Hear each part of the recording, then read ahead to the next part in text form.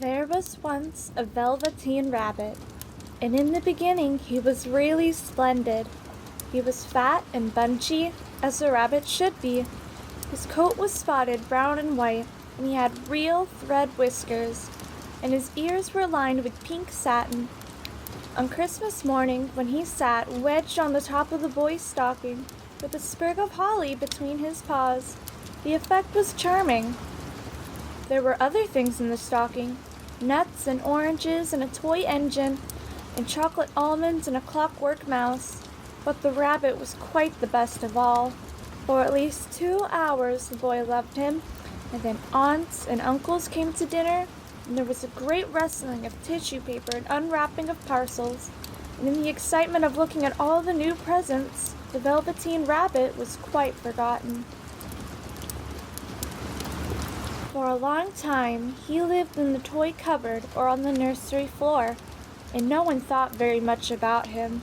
He was naturally shy, and only being made of velveteen, some of the more expensive toys quite snubbed him. The mechanical toys were very superior and looked down upon everyone else. They were full of modern ideas, and they pretended that they were real. The model boat, who had lived through 2 seasons and lost most of its paint, caught the tone from them and never missed an opportunity of referring to his rigging in technical terms.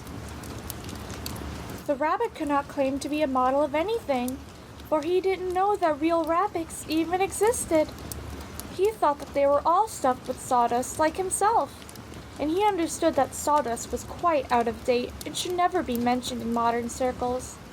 Even Timothy, the jointed wooden lion, who was made by the disabled soldiers and should have had broader views, put on airs and pretended that he was connected with the government. Between them, all the poor little rabbit was made to feel himself very insignificant and commonplace, and the only person who was kind to him at all was the Skin Horse. The Skin Horse had lived longer in the nursery than any of the others. He was so old that his brown coat was bald in patches and showed the seams underneath, and most of his hairs and his tail had been pulled out to string bead necklaces. He was wise, for he had seen a long succession of mechanical toys arrive to boast and swagger, and by break their mainsprings and pass away. And he knew that they were only toys and would never turn into anything else. For nursery magic is very strange and powerful, and only those playthings that are old and wise and experienced like the Skin Horse understood all about it. "What is real?" asked the rabbit one day when they were lying side by side near the nursery fender before Nana came to tidy up the room. "Does it mean that you have things that buzz inside of you and a stick-out handle?" "Real isn't how you are made," said the Skin Horse. "It's a thing that happens to you. When a child loves you for a long, long time, not just to play with, but really loves you, then you become real." "Does it hurt?" asked the rabbit. "Sometimes," said the Skin Horse, for he was always truthful. "When you are real, you don't mind being hurt." "Does it happen all at once, like being wound up?" he asked, "or bit by bit?" "It doesn't happen all at once," said the Skin Horse. "You become. It takes a long time. That's why it doesn't happen often to people who break easily, or have sharp edges, or have to be carefully kept. Generally, by the time you are real, most of your hair has been lopped off, and your eyes drop out, and you get loose in the joints and very shabby. But these things don't matter at all, because once you are real, you can't be ugly, except to people who don't understand." "I suppose you are real," said the rabbit, and then he wished he had not said it, for he thought the Skin Horse might be sensitive, but the Skin Horse only smiled. "The boy's uncle made me real," he said. "That was a great many years ago, but once you are real, you can't become unreal again. It lasts for always." The rabbit sighed. He thought it would be a long time before this magic called real happened to him. He longed to become real, to know what it felt like. And yet, the idea of growing shabby and losing his eyes and whiskers was rather sad. He wished that he could become it without these uncomfortable things happening to him. There was a person called Nana who ruled the nursery. Sometimes she took no notice of the playthings lying about, and sometimes, for no reason whatever, she went swooping about like a great wind and hustled them away in cupboards. She called this tidying up, and the playthings all hated it, especially the tin ones. The rabbit didn't mind it so much, for wherever he was thrown, he came down soft. One evening, when the boy was going to bed, he couldn't find the china dog that always slept with him. Nana was in a hurry, and it was too much trouble to hunt for china dogs at bedtime. So she simply looked about her, and seeing that the toy cupboard door stood open, she made a swoop. "Here," she said, "take your old bunny. He'll do to sleep with you." And she dragged the rabbit out by one ear and put him into the boy's arms. That night, and for many nights after, the Velveteen Rabbit slept in the boy's bed. At first, he found it rather uncomfortable, for the boy hugged him very tight. Sometimes he rolled over on him. Sometimes he pushed him so far under the pillow that the rabbit could scarcely breathe. And he missed, too, those long moonlit hours in the nursery when all of the house was silent and his talks with the skin horse. But very soon he grew to like it, for the boy used to talk to him and made nice tunnels for him under the bedclothes that he said were like burrows that real rabbits lived in. And they had splendid games together in whispers when Nana had gone away to her supper and left the nightlight burning on the mantelpiece. And when the boy dropped off to sleep, the rabbit would snuggle down close under his little warm chin and dream, and with the boy's hands clasped close around him all night long. And so time went on, and the little rabbit was very happy. So happy that he never noticed how his beautiful velveteen fur was getting shabbier and shabbier, and his tail was becoming unsewn, and all the pink rubbed off his nose where the boy had kissed him. Spring came, and they had long days in the garden, for wherever the boy went, the rabbit went too. He had rides in the wheelbarrow and picnics in the grass, and his lovely fairy huts built for him under the raspberry canes behind the flower border. And once, when the boy was called away suddenly to go out to tea, the rabbit was left out on the lawn until long after dusk, and Nana had to come look for him with the candle because the boy couldn't go to sleep unless he was there. He was wet through with the dew and quite earthy from diving into burrows the boy had made for him in the flower bed.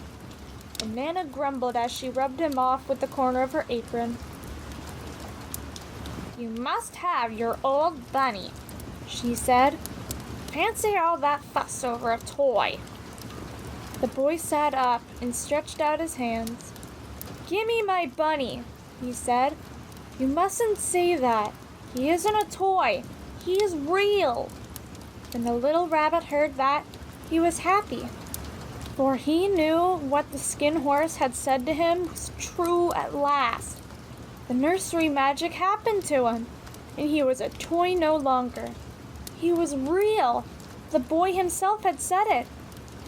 That night, he was almost too happy to sleep, and so much love stirred in his little sawdust heart that it almost burst, and into his boot-button eyes that had long ago lost their polish, there came a look of wisdom and beauty, so that even Nana noticed it the next morning when she picked him up and said, "I declare if that old bunny hasn't got a knowing expression."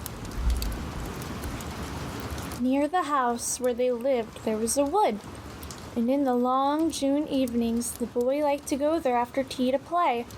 He took the Velveteen Rabbit with him, and before he wandered off to pick flowers or play in the brigands among the trees, he always made the rabbit a little nest somewhere among the bracken, where he could be quite cozy, for he was a kind-hearted little boy, and he liked the bunny to be comfortable. One evening, while the rabbit was lying there alone, watching the ants run to and fro between his velvet paws in the grass, he saw two strange beings creep out of the tall bracken near him. They were rabbits, like himself, but quite furry and brand new.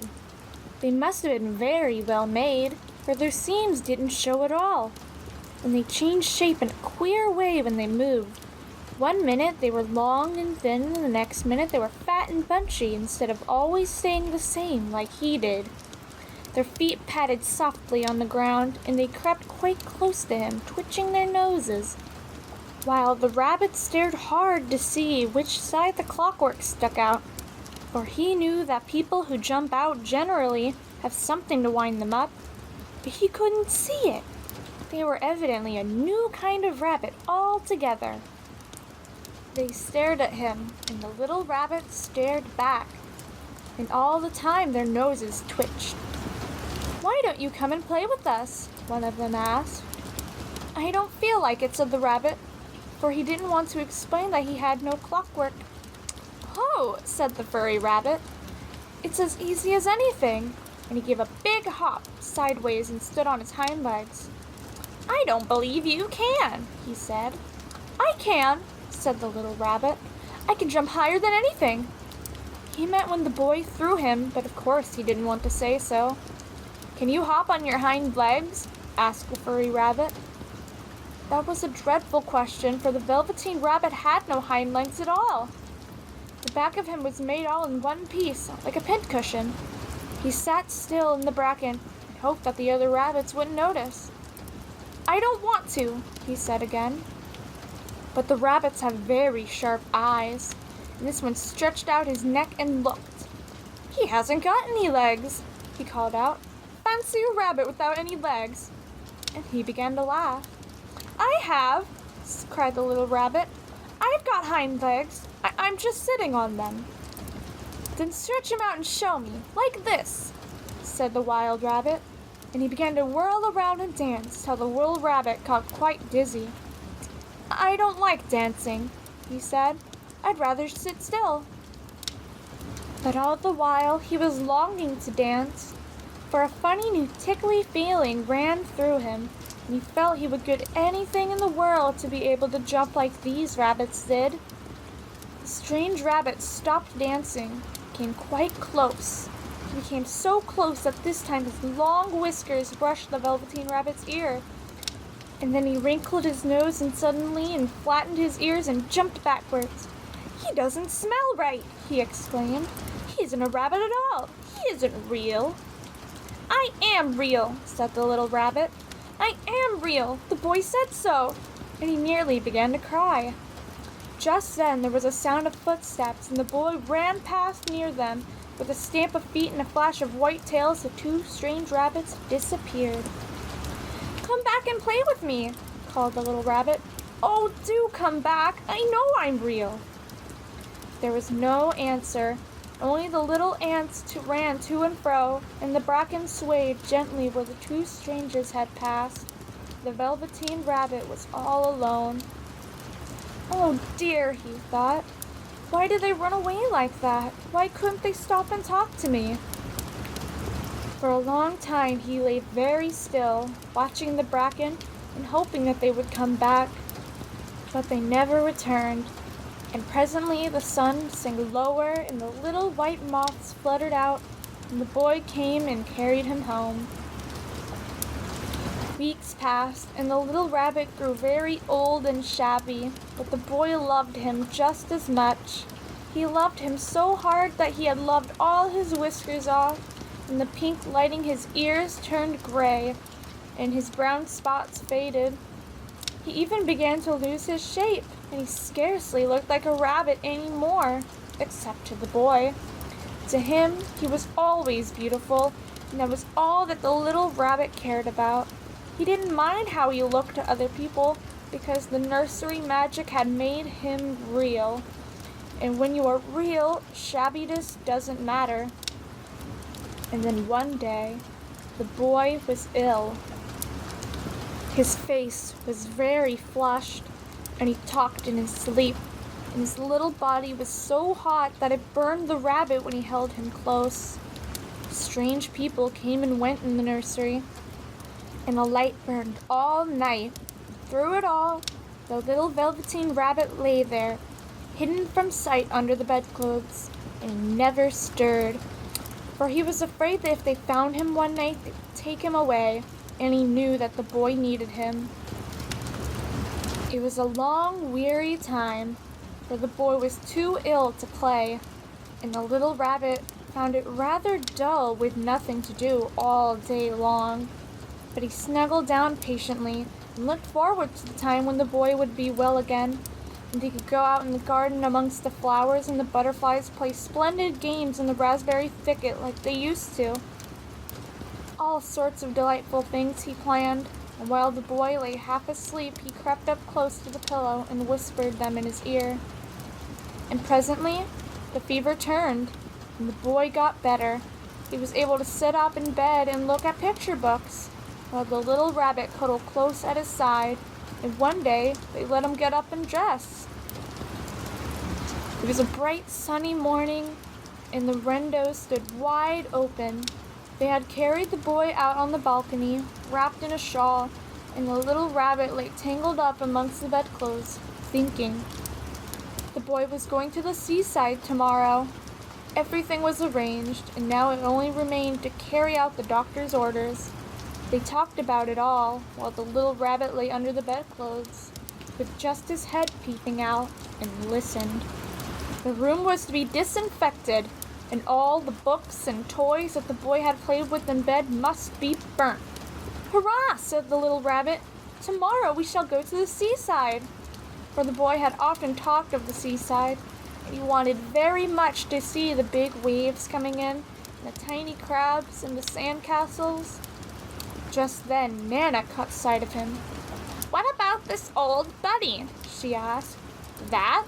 said the doctor. "Why, it's a mass of scarlet fever germs. Burn it at once." "What? Nonsense! Get him a new one. He mustn't have that anymore." And so the little rabbit was put into a sack with the old picture books and a lot of rubbish, and carried out to the end of the garden behind the fowl house. That was a fine place to make a bonfire, only the gardener was too busy just then to attend to it. He had the potatoes to dig and the green peas to gather, but the next morning he promised to come quite early and burn the whole lot. That night the boy slept in a different bedroom, and he had a new bunny to sleep with him. It was a splendid bunny, all white plush and real glass eyes, but the boy was too excited to care very much about it, for tomorrow he was going to the seaside.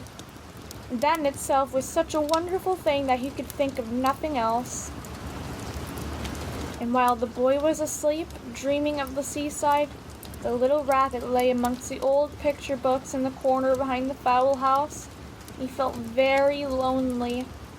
The sack had been left untied, and so by wiggling a bit, he was able to get his head through the opening and look out. He was shivering a little, for he had always been used to sleeping in a proper bed. By this time his coat had worn so thin and threadbare from hugging that it was no longer any protection to him. Nearby he could see the thicket of raspberry canes, growing tall and close like a tropical jungle, and in whose shadow he had played with the boy on bygone mornings. He thought of those long sunlit hours in the garden, how happy they were, and a great sadness came over him. He seemed to see all of them pass over him, each more beautiful than the other.